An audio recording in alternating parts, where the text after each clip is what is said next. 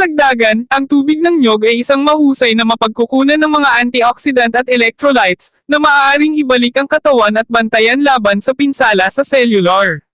Sa pangkalahatan, ang mga kapaki-pakinabang na elemento na matatagpuan sa langis ng niyog ay ipinakita upang palakasin ang immune system.